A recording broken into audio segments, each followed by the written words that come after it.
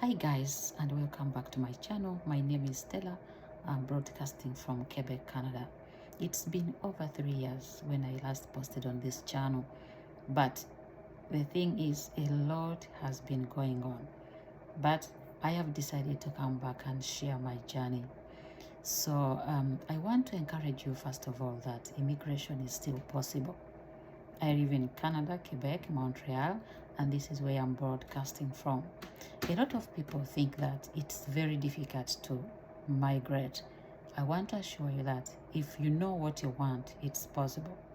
And the thing is, we look at the result. People have arrived, but we don't know what exactly they did.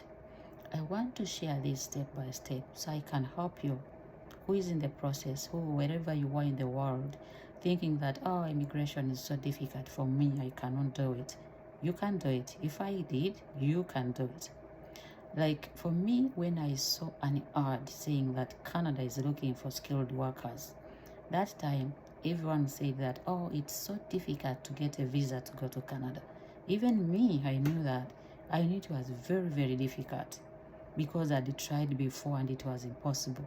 Why it was impossible was because I was not doing what was supposed to be done.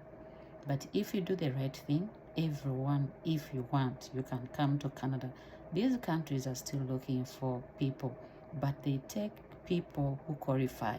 They take people who respect the rules, the people who respect the processes. So you are not going to get there if you don't respect the process. So this time I looked around, and the category where I was falling was accountants because I was into accounting.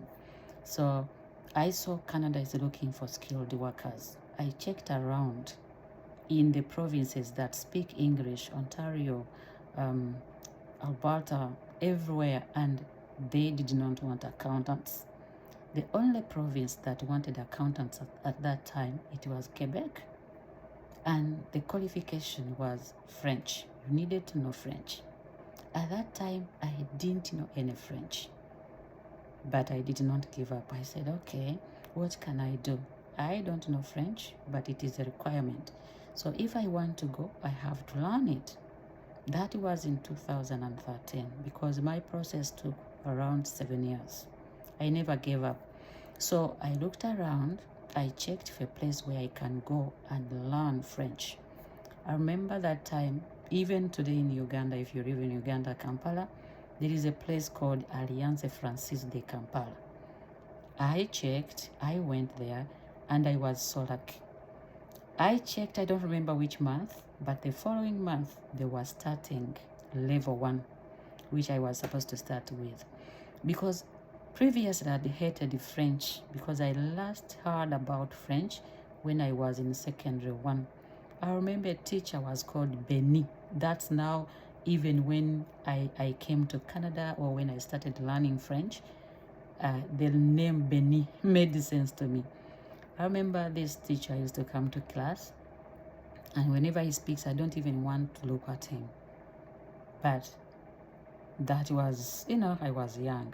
Let me tell you this story. So I looked for a place, I realized they were starting classes, and I registered. And I knew that in 3 months, I was going to be able to complete French and go to Canada because I really wanted to live. So I was working full time. I had children. They were young, below 10 years. That meant that I had to start classes, but in the evening. So I had to sacrifice. When we want to do something we love, sometimes we have to sacrifice. So I sacrificed being with my children. They were young. After school in the evening, do homework with them, be with them, eat with them dinner. I left them with a maid and I started school. And remember in Kampala, that traffic, every after work at 5, I had to go to Alliance Francaise, wait until 9 p.m. Then I drive back home. And I would get home at 10 p.m. The children are already sleeping. The maid had given them food. I was a single mom. So it continued like that. I sacrificed that. And again, while I was doing the French, I also needed to pass the English test. This was also another thing that I had to sacrifice to be able to earn. It's not an easy test because they want, at least you should get 7 points to be able to qualify. So I continued with the French like that until I reached level intermediate. But let me tell you the first day what happened when the teacher came to the class. He told us French had many levels. So I will come back and tell you what happened later.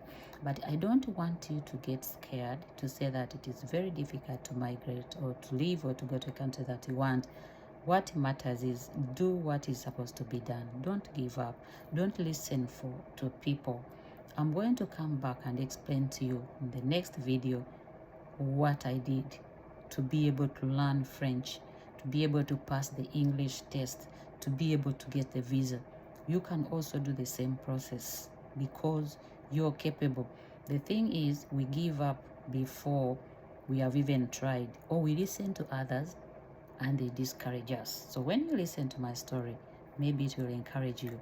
So you can comment below and tell me, what is that thing that is stopping you from chasing your immigration story, your immigration dream, so that from there I can also know what else you people want me to share. That will help me to go ahead with the story. But coming back, I'm going to tell you how I was able to pass the French, and I know you can pass it as well. You can share this video so anyone else who is in the process can be helped. Bye.